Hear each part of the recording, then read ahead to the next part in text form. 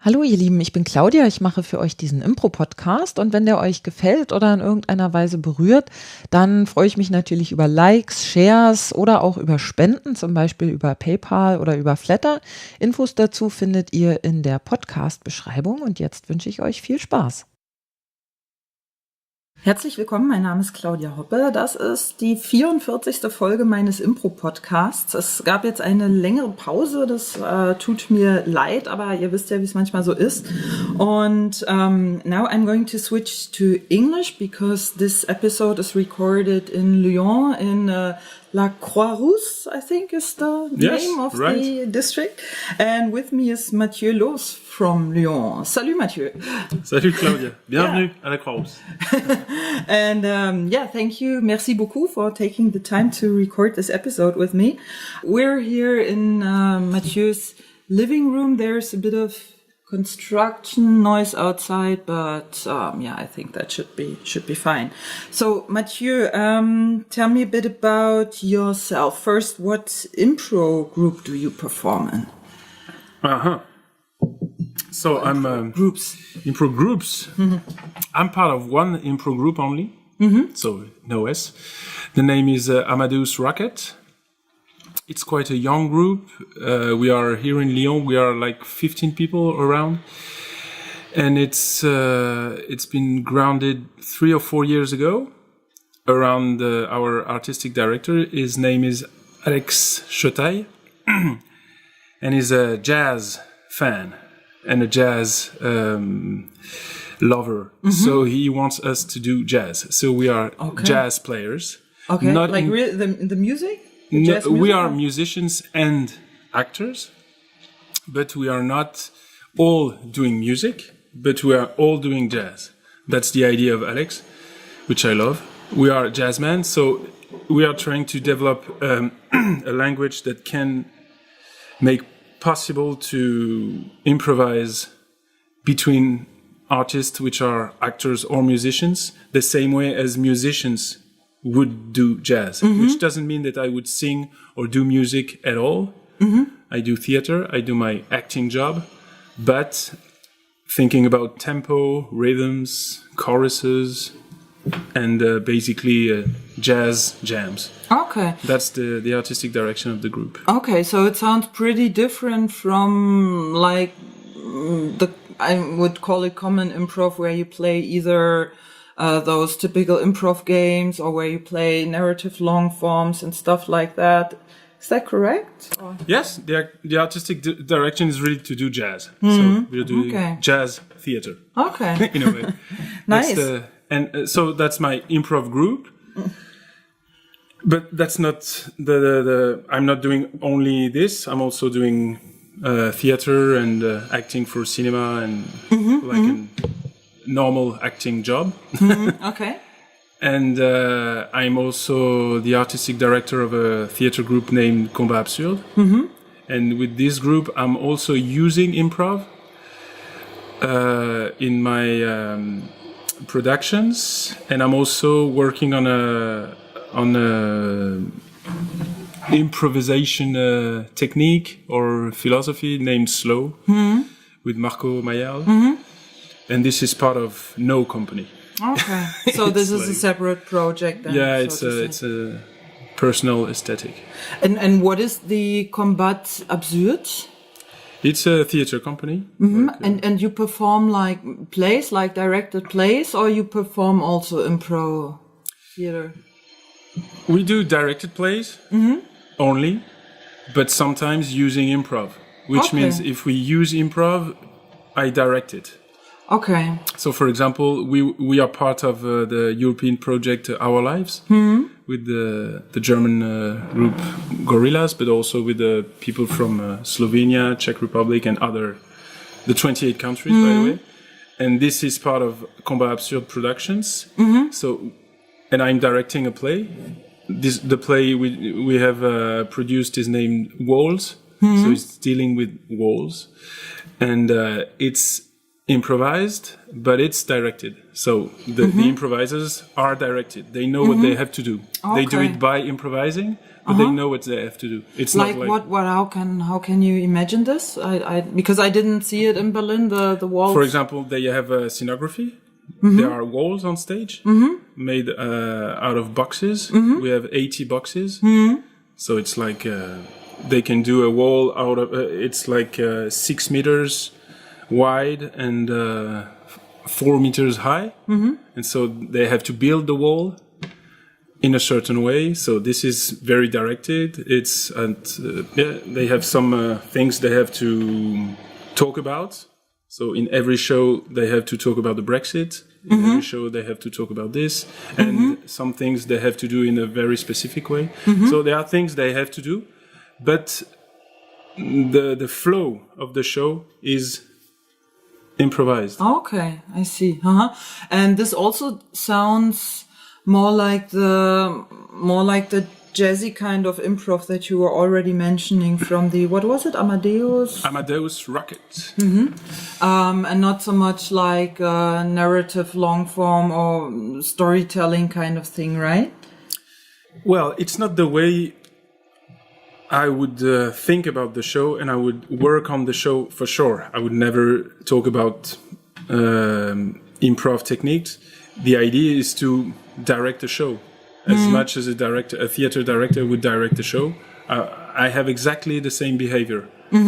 Then, if I need any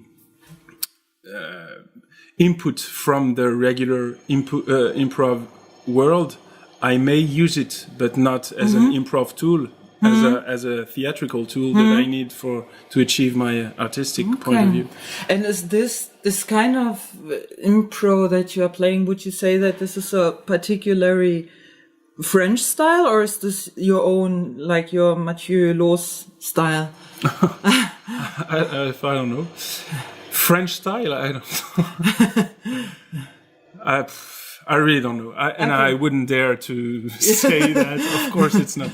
But this is something that I like, and of course, it's part of my way to see theater, because I see theater as I would like it to be meant as a shared experience with the audience, and so leaving something together has to be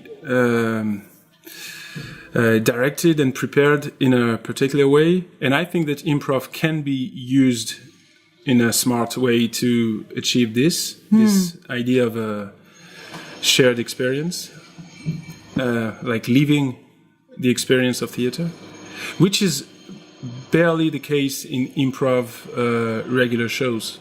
If you go and see I don't know, theater sports or any gaming show or even a Herald, or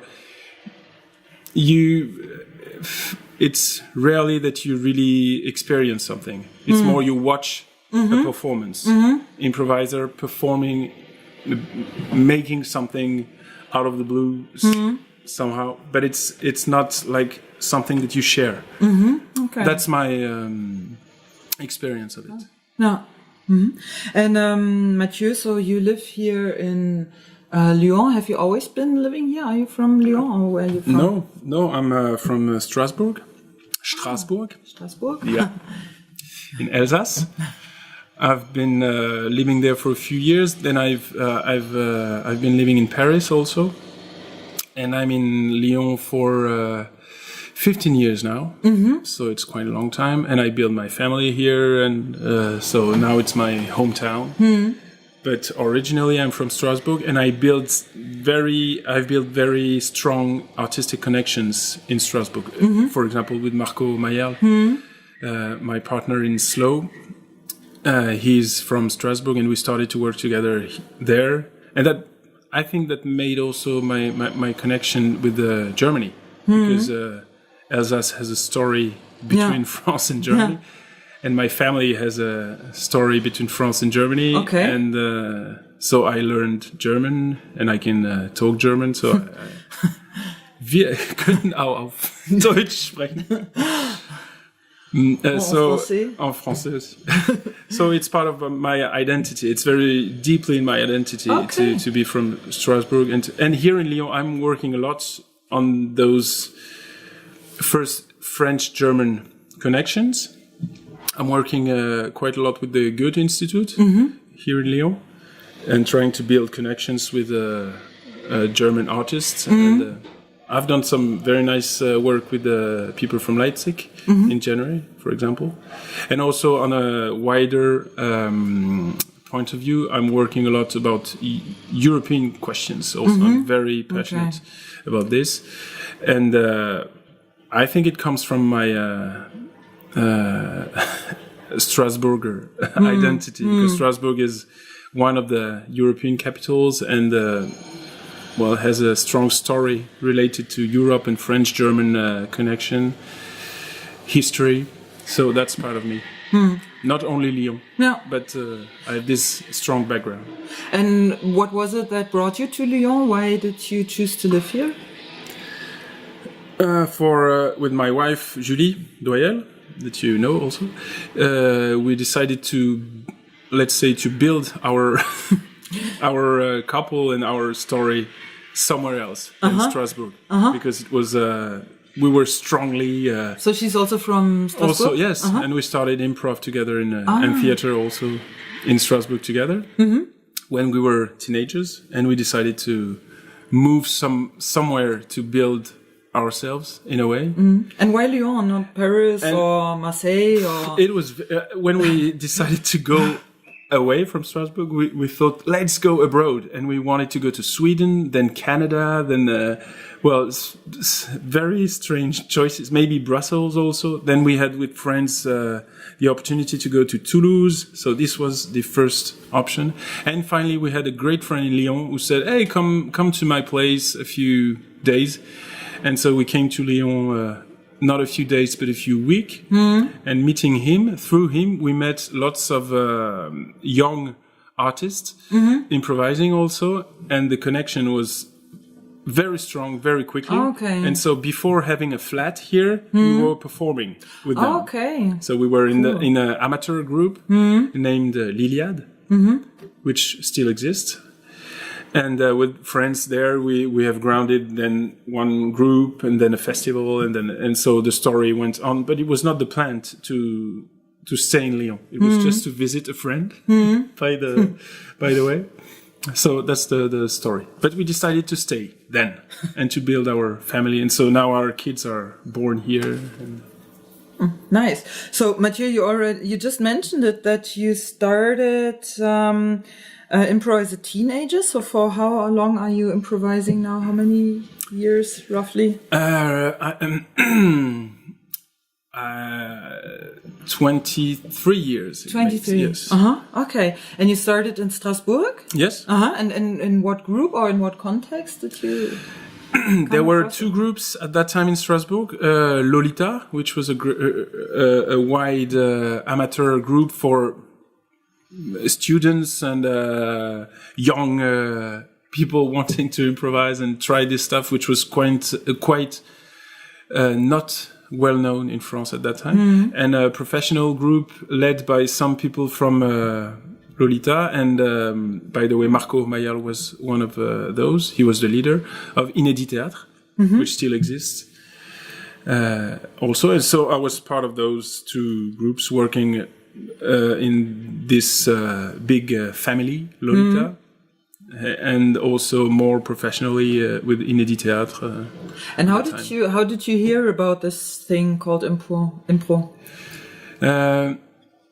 At that time, so it was in the 90s, and the people from Quebec came to do a tour with their brand new, well, not brand new, but it was like 15 years old format of show, which was the match d'impro, impro match. So it's like theater sport, probably. It's a bit like this, but more people on stage. It's like 15 people on stage, so it's a big performance. And so they came to tour in France in the 80s And from there, people started to try out stuff, taking classes with them, workshops with them. And so one company started in Strasbourg in the early 90s, and they grounded, like with other friends, European, not more than European, but like a championship with people from Quebec, from Belgium, from Switzerland, so French speaking. And this was on TV. Ah, okay. Not all the shows were broadcasted, but there were like documentaries, so small, or on the news. And so I saw this as a teenager, and I was like, "What? That's fucking funny! I want to try this out." And so the year after, I did the castings, and so then the story started. Okay, and what made you stick with improv as a method or as a means? At that time I was a teenager, so it was like I was having fun with friends and discovering stage feelings, and so at that time it was mainly this. And then I discovered the idea of being an artist, like telling stuff about the world we're living in, and try to describe the reality we're stuck in, in our way. And I had the feeling to be able to do that improvising. So I was interested by that. So you actually have like a vision. Maybe vision is not the right word, but like something you want to achieve or you want to tell, or something you like that wants to get from the inside out, and you use improv as a means for that. Okay, cool. And what would you consider?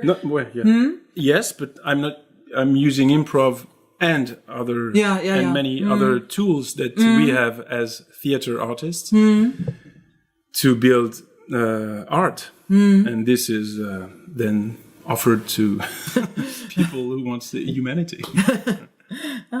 Nice. And what would you consider your, like, particularly your improv roots? Would you say you're more like Johnstonian, or is it more the American way, like from Del Close, or maybe something completely different? The roots are there is also a friend of my mother was a dancer. Well, she's still, but she's now very old, but she's still dancing. And she was improvising a lot. So as a kid, I saw lots of dance performances improvised, and I think that's part of my artistic DNA also. So it's in between those abstract aesthetic and body language approaches, and the first influences, of course, are from Quebec for me. So the roots, that's for sure. But then I must say, Marco Mayerl was very much interested into experiments. So we experimented lots of stuff. So we felt very free with all the points of view that we had, all the method, the techniques, everything. We felt really free. So I don't know if I'm influenced that much by. Of course, I've read everything, and I'm influenced by everybody, by Del Close, of course, a lot. Keith Johnstone, of course, many others from the Chicago school, all those people, but also lots of people who are not improvisers. And maybe if you ask me which artists are influencing me first or inspiring me first, I would not quote improvisers. Okay. I would quote other people. Like whom? Like some choreographers. For example, Hervé Diasnaz is a French choreographer I used to work with a bit, and is inspiring me a lot.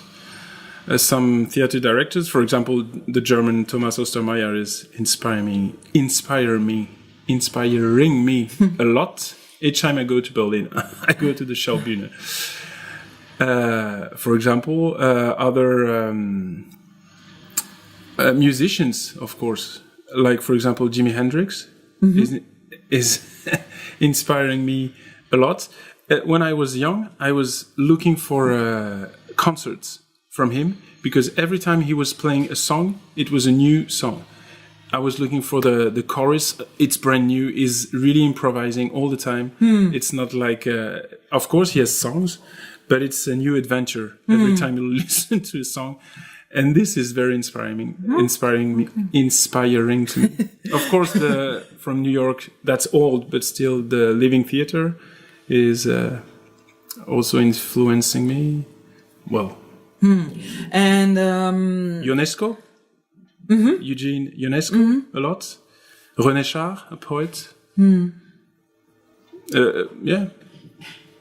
Okay, and Matthieu, you mentioned you are also working as an actor here in France. So, what is your actual education or background or studies? Or I did an interview with Randy Dixon once, and I accidentally asked the question, "Did you ever have a proper job?" So, and did he?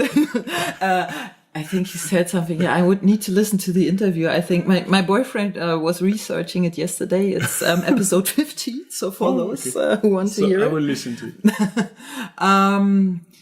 it. I got the question, I think.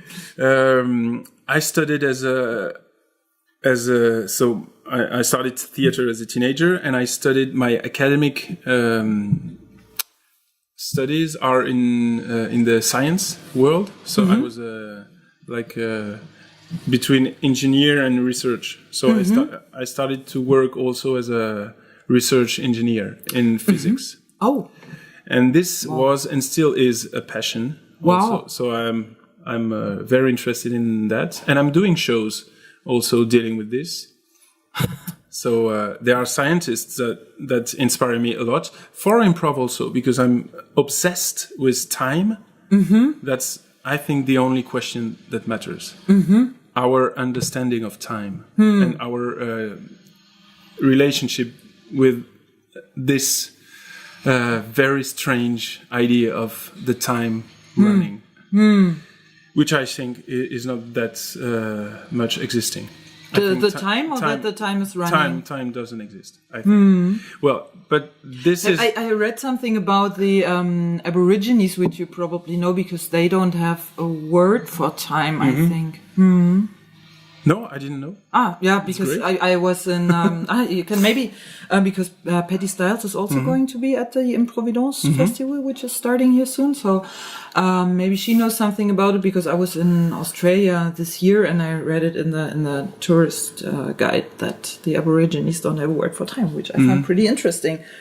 Which made it also difficult to translate some of the stuff into their language, because if you don't have a concept of time, then a lot of things don't match. It's something. What if it was something that we build up? Like, for example, Carlo Rovelli, he's an Italian scientist. He says, what if time would be like temperature? Which means the atoms, the very fine molecules, they don't have any temperature. It's just the way they are connected to each other. If they are very strongly together, then it's warmer. Yeah. If there is more space, or if they are very moving very fast, then it's warmer. Warm, yeah. You see, but temperature is something that we need to understand our relationship to the world. If I take this cup, I will feel if it's warm or not. But inside the very fine molecules, the atoms that are building this cup, they don't have a temperature. They don't have a temperature. Sure. And what if time would be exactly the same? Oh, I mean, it's meta structure. It's like a vehicle. Of course, I think. But it's not the way that we think it. We think it as if it would be like an hourglass, because I just see you have an hourglass right behind you. Yes, exactly. It's something that is that is there from ever and forever, and we are inside the time?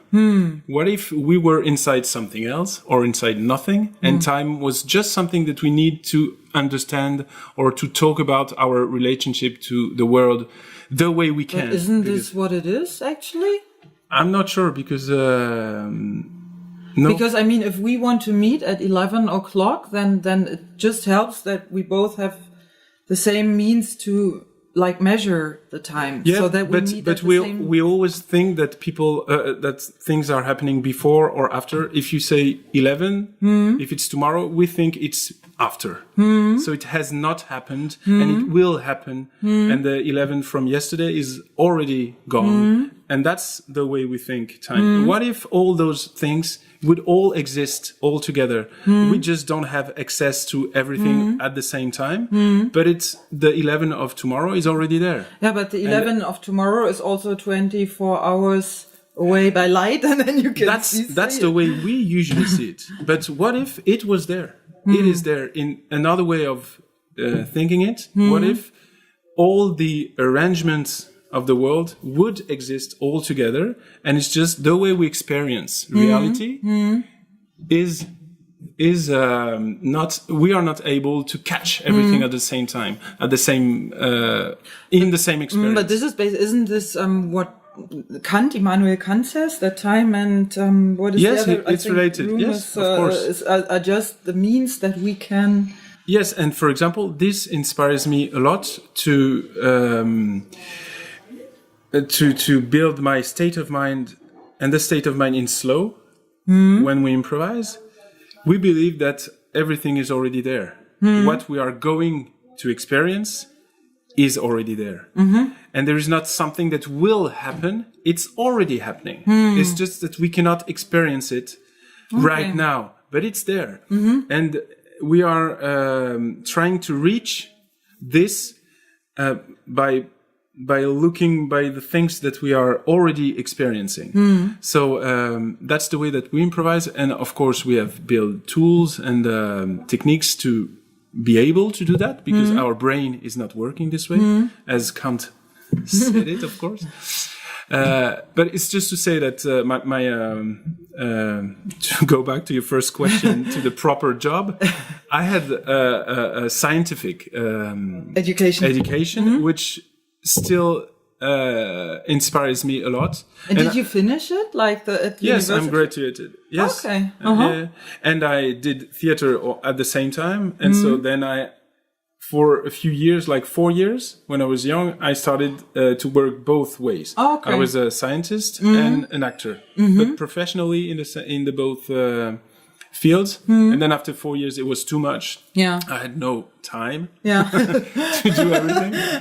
So I decided to be only an artist, but I'm still very much into science topics. And I wrote a book about time. Well, it's called A Clock Is Not Time.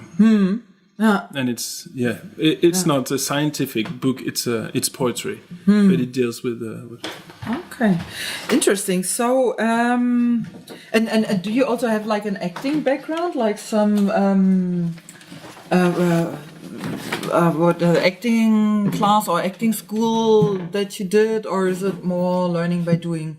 Learning by doing. Okay. Yes, for sure. But it's as we said with Marco, it's we started by doing, and then after a few years, people started to give us money. So we started to earn money to do it, and then we thought, okay, so maybe now we should take some classes and get some workshops to, you know. So I did it the other way. So I took classes after, but not. I was too old to go to acting school. So I think it's the same in Germany. Most of the acting schools only take people like up to 25. Or it's something the same, like yes.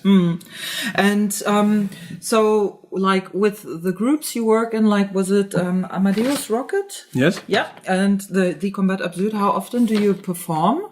Roughly per month? For Combat Absurd, I cannot answer this way because it's really a theater company in the way that we have. Yes, so we have shows. It's not like we are not scheduled in a regular way. It's really we produce a play, then this play is staged from the 12th to the 20th in the theater, and then we have a tour, and then so it's really depending on every project. And there is nothing regular, not at all. And Amadeus Rocket, we have some things that are running on a regular basis, but it's not that much. I would say a few times a month. Mm-hmm. Yeah. And here in Lyon, do you guys have your own space, your own theater where you perform? No. Mm-hmm. Well, not me or us. And I think it's really rare. I have no example in France of people having their own theater. And I would say it's not the cultural habit in France, the theater. For example, in Germany, I know that in every theater you have an ensemble. Mm-hmm. And people are employees of the theater. In France, it's not the case. Usually you have a theater is directed by somebody, and then he invites people to perform in the theater. Mm-hmm. So it's really rare that a company is owning or is... I think it's also not that often in the case in Germany, maybe more in the US, I think, where people then buy their own theater or rent a space where they perform. Yeah, on a private level, yes, of course. Mm. But even I was mentioning this as a cultural public habit. Like for the national theaters, even for the national theaters in France, there's only 1 or 2 theaters in France, maybe a bit more, with their own ensemble. Mm. And so, yeah, we think more in a term of groups, and then we play in different theaters. Places, okay. Yeah. And I was already asking that question before we started the interview recording, so bear with me if I ask it again. In what relation do you stand with the Improvidence, the current improv festival here in Lyon? I'm a guest, a very happy guest of the Improvidence.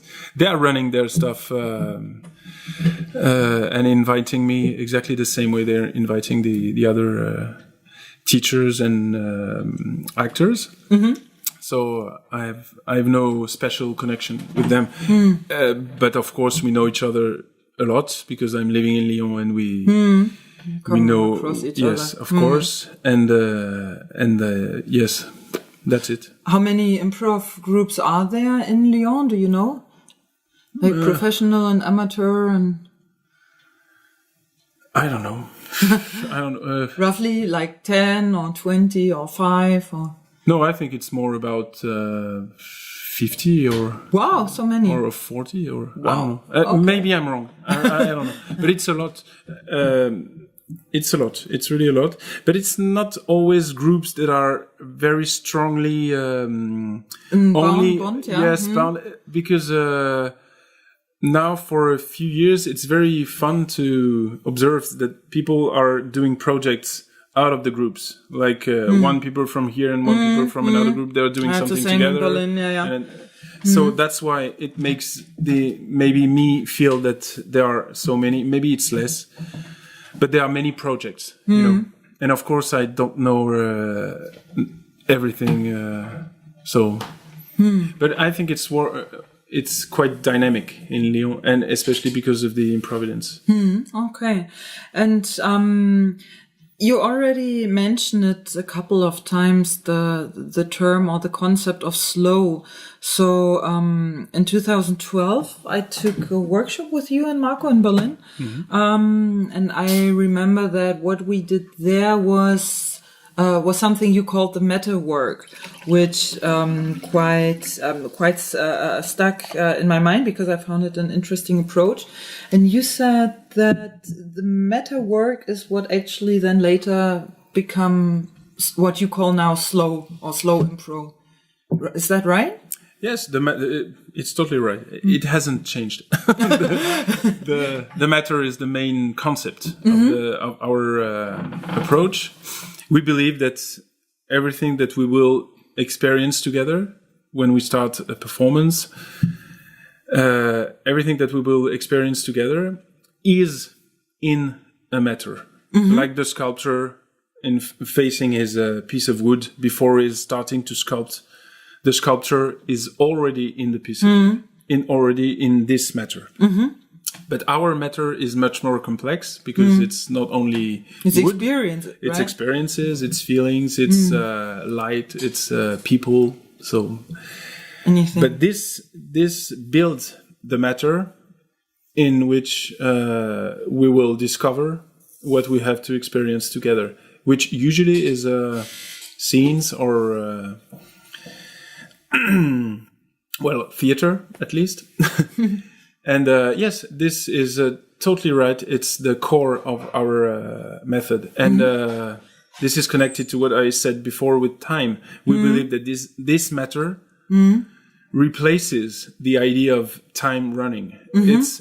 We are all together in a matter, and this matter will reveal what we have to experience together.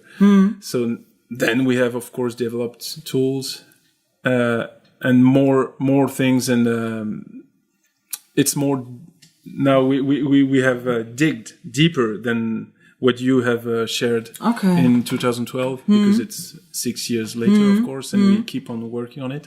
So it's really very interesting for us to keep on digging into this matter. Okay, and can you, for our audience, for the people who listen to this interview, explain briefly what it is, this meta work or this slow concept, or maybe we start with the meta work because I think that's kind of approachable or something. That the idea is that if we want to reach something without thinking about anticipation and trying to have desires for the story or for the scene or for what we are living together, if we want to have no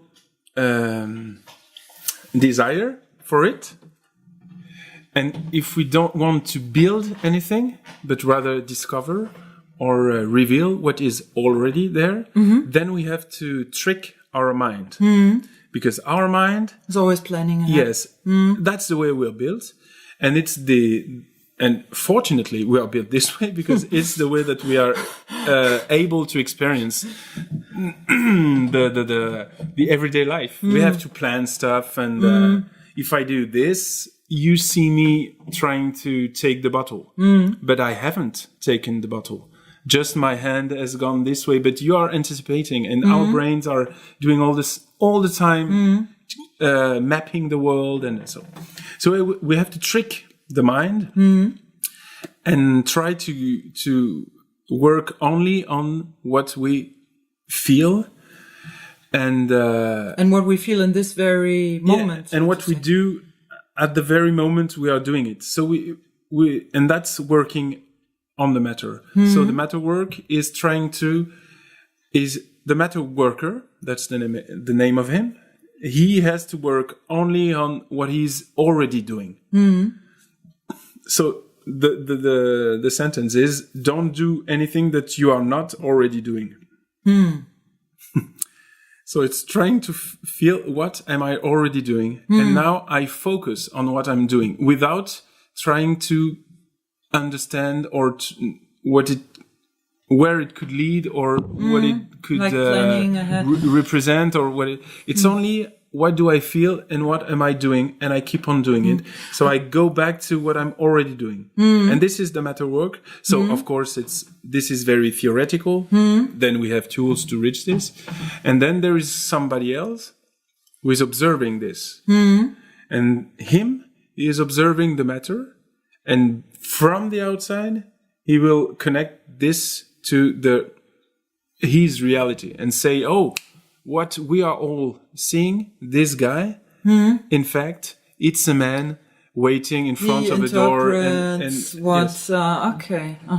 So that's the way we try to trick our minds, not to try to tell anything, try to explain anything. It's just experience what you are already doing. Experience it, do it, period. And then from the outside. So the person from the outside then describes what person A is currently doing and what kind of state of mind he's in and what his job is. So he constructs a story. And what is then the person? Interesting. You said maybe what his job is. That's very strange. You cannot tell the job of somebody if you see him, or it depends. I mean, if it's an association I have with a person, it can be. Of course, it can. But it's already very far from. If you see just a body on stage, for example, touching the floor with one finger, that's what you see. And then from there, we have to try to understand what it is already, and not build anything and not interpret anything. It's what it is. What is he doing? It's a matter of doing, acting. Acts and not being a representation of anything. And the other person who is described, who's actually doing this meta work, is he or she then like taking on the role and acting as this, or from how do you get to the story from this meta work? Then what is the next step? So the idea is to make the future possible. Period. So what the scene needs, we would do it. That's it.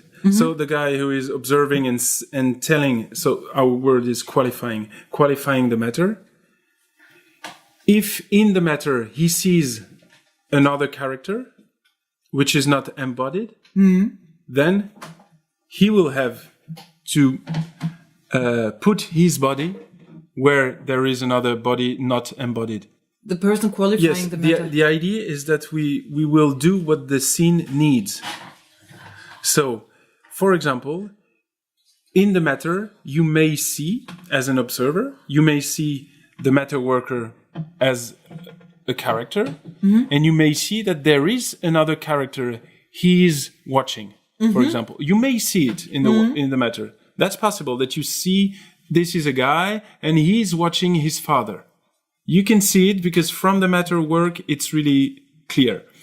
Then the scene will need a new body to embody the father, because the father is already in the matter, but nobody is embodying him. So then the observer would do this because the scene needs it. But it's not like, it would be nice to have the father. If the father is not already there, I would never do the father. You know? So that's the idea. Only doing what is already there. So maybe from the outside you can see, there is another character. He's there and when you start to go there, you know where you have to go, and you also know what you have to do. So basically we even say we don't improvise. Because when we start to embody a character, we are not improvising anymore, because we already know which character is it in face of which other one, and what's the situation, and what is it's dealing with, and so you just experience it. Yeah, but that's anyway an interesting question, I think. So, what is then improvisation? If you have, for example, the story or the situation, like even like Keith Johnson is doing it, or I know Patty Styles is doing it, and you say you're doing it as well. So you have kind of storylines in the walls, and then the rest you fill with improvisation. So what is the actual improvisation? You know what I mean? No, I don't get it. You fill with improvisation. I'm sorry. Let me. So if you have a storyline, or if you have a character, or if you know what the situation is, like for example, somebody tells you are 4 people at a party and you're the host and you're the guests, and now improvise. So what is the actual improvisation in this? You know, because what you said is basically the similar. If you go in as grandpa, then you already know, okay, you're the grandpa, this is your I don't know what is from grandpa. Grandson. Grandson, yeah, exactly. So you can argue the same way that you say, okay, and how far is this improvised when you already know the characters? You can also ask, and how far is this improvised when you already know the storyline? You know what I mean? Yes. Okay. Now I know. I think it's not well. The wish when we do slow, our wish as actors is not to be free. Mm-hmm. Our wish is to be bound to experience something very specific. Mm-hmm. That's what we wish. We are really happy when we discover in the matter, that's who I am. Mm-hmm. That's what I say. That's what I feel. And then I just keep on doing it. And keeping on doing it, then I discover the logic, the movement of the flow of the dramaturgy. Mm-hmm. That's what we are aiming at. Mm-hmm. So it's discovering what I'm already doing. Mm-hmm. And so that's why I'm saying we do not improvise. Mm-hmm. Because our wish is not to be free to play anything. Mm-hmm. Our wish is to be bound to play one thing. Mm-hmm. And to know which one and to experience it for real. Mm-hmm. That's the trick. Okay. So, yes, then the question is, why do we still call it improv? Because we do not know before starting the performance. We really do not know which journey this will be. Mm-hmm. And it can really be very different from one space or one audience or one moment to another. Really, it can be very different because it's a journey. It's really, we are devoted to what we will discover. So if the scenes, and it's really sometimes it's strange because, for example, 2 weeks ago, I had this experience on stage. The scene needed that I was a bit violent with somebody. It's not because I wanted to, and really I didn't want to, but the scene needed it. So I went for that, knowing that I didn't want to. So my character was not wanting to do that, but he had to do that. So that's what I was feeling already. So I kept on feel that for sure. So it was strange as an experience, but it was the journey of my person at that moment. And I discovered it with not that much of pleasure. But after the show and the performance, I was, of course, very proud of the work because I was devoted to the moment and to the... I had no desire to do that. I had to make it possible because the matter was revealing this. So this, you already talked about this a bit, the idea of slow improv and the meta work. How did you come about this? So what brought you to the idea, or how did this develop to what it is now? We wanted to work on something with Marco. We started in 2010, and our first input was I don't know, in French it's constellation familiale, family constellations. Mm-hmm. Does it make sense to you? Mm-hmm. Yeah, this practice. We started from there, which means one of us went on stage, and just the idea was to be on stage where I feel it's my place, it's my spot. Where is it? Mm-hmm.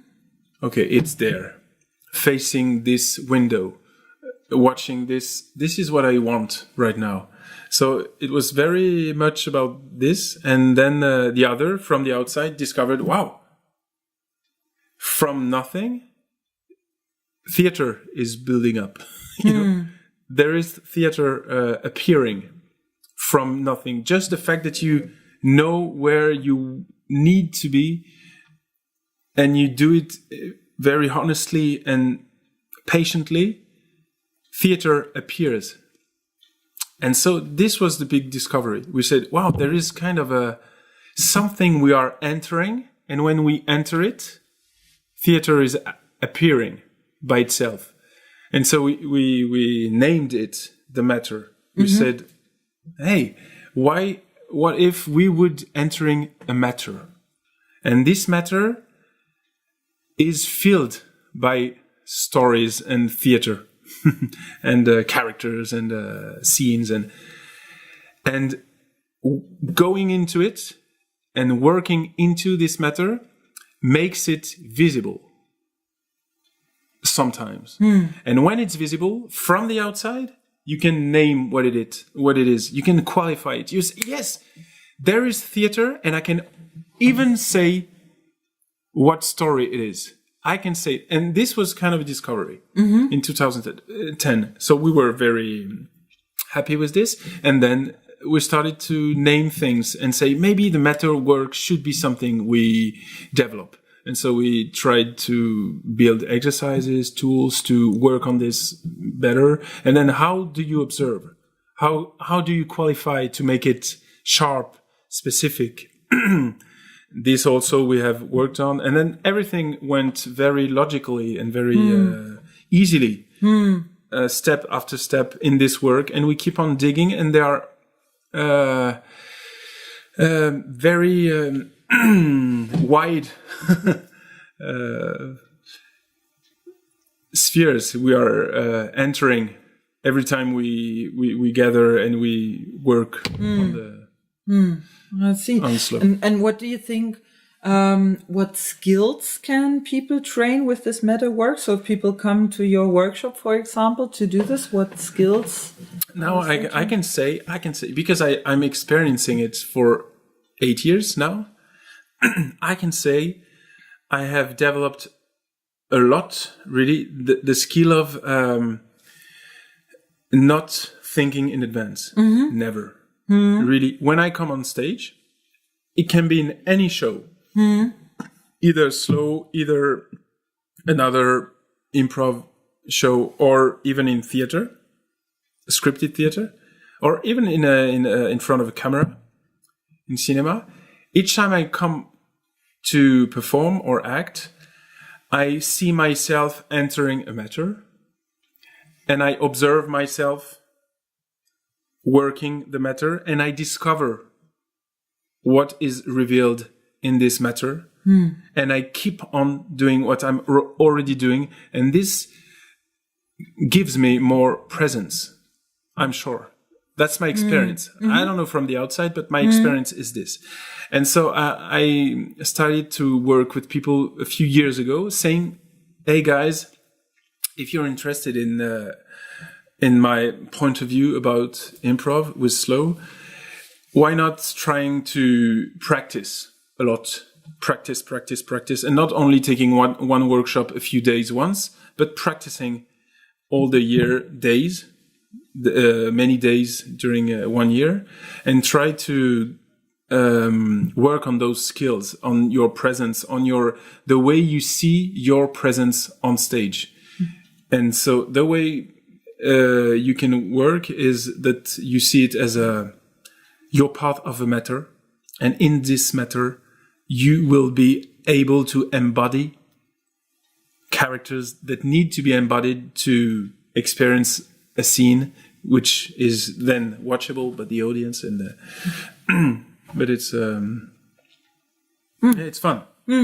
And so in what kind of improv formats do you think can this be used, or is it useful for? I think it's useful for anything, even for theater, scripted shows. It's really a work that you can do. It's a background word. It's a deep work. It's not like something that then you have in your mind and you say, okay, I have to think about it. This will help me for this show. Or no, it's deeper. So it's something maybe you will not feel after 2 or 3 days work. In a few days, you will understand, but you will not feel the benefit of it. And then if you work more, then you will deeply change the way or build the way you experience your improvised performance. I see what you mean. Yeah. And So what do you think is like different from your approach, from this meta work approach, to others, and why? Because this concept of staying in the moment or being in the moment is something that, basically a lot of people teach or try to, try to do. Of course. I think there are connections between our work and many others, for sure. It's just the way we name things, the way we shape things, and how we conceptualize the things that are ours. But then, of course, the philosophy of being in the moment is... And it's not only in improvised theater. It's, of course, we are close to many other artists. For example, Marco is working a lot on Meissner technique, and that's very much connected to what we are doing, but in a very different world, because it's not at all adapted to improv. It's for scripted theater, and the guy he's working with, Scott Williams, he even says that improvising is absurd for an actor, and it's weak. It gives you weaknesses instead of giving you power. So it's a very different approach on live performances, but the core of the work is very close to ours. So of course we are not inventing anything. It's just the way we shape it that makes sense to us, and if it can inspire others, then it's great. But that's all. And I'm not saying it's the truth, but I'm saying I believe it's the truth. Which means if you believe it, don't believe it just because I'm saying it. Experience it, and then make your own approach and your own beliefs about it, and about how it is to experience an improvised performance. Okay. Nice. Okay, cool. Thank you, Matthieu, for these insights and for taking the time. So, couple of questions before we finish. So the first one is, where can people see you play the next time or in the coming weeks? Because I think this will take me a bit of time to release when I'm back in Berlin. So where can people see you? Maybe here around Lyon or somewhere else in Europe? I'm sometimes in the Improvidence, of course, so I'm sure I'll be around next month. But I'll be in Ljubljana in November for the Naked Stage Festival. So I'm sure it's going to be a great time with friends from all around Europe. And yes, that's it. I'll be in Dijon the 22nd of September. We'll be in Gothenburg in November also, and maybe also in Finland and Norway. We will be in Würzburg in October? No, it will be later. Especially for Slow, we'll do something in May. We'll be in Issoudun in France also in May. Well, May next year or this year? No, 2019. Okay, so that's okay. Yeah. That's quite in advance. So you have time to edit the podcast. Yes. Okay, then and can people in Germany see you outside Würzburg anytime soon, like in the coming 12 months? Oh, I don't know. I'm sure I'll be around in Berlin sometimes. It's really rare that I don't go there for 1 year. So, okay. But I have no plan right now, concrete. Okay. So, Matthieu, is there anything? I want to say also that we are starting to think about something regular with Slow in Paris. So we had some nice experiences in the past month, and we try to organize something, maybe one date a month in Paris.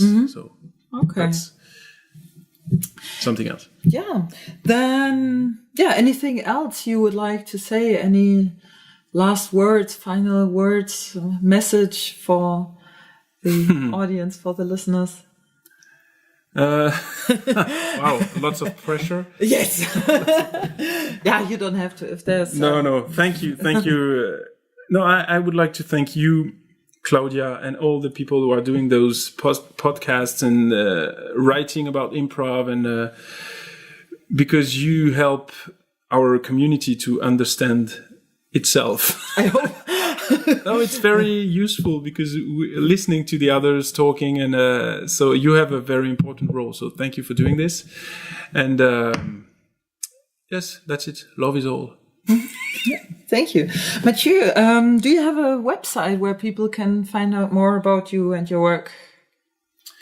I have no website under my name. Mm-hmm. But I'm sure that if you Google my name, you will find websites. People are. Of course, there is a website with Combat Absurde. Mm-hmm. Amadeus Rocket also has a website, okay. And so. Cool, great. Then thank you, Matthieu. Thank you. Das war Folge 44 meines Impro-Podcasts. Mein Name ist Claudia Hoppe und ich sage Tschüss und Salü. Tschüss. Das war eine weitere Folge meines Impro-Podcasts. Wenn es euch gefallen oder irgendwie berührt hat, dann freue ich mich natürlich über Likes, Shares oder über Spenden, zum Beispiel via PayPal oder via Flatter. Infos dazu findet ihr in der Podcast-Beschreibung.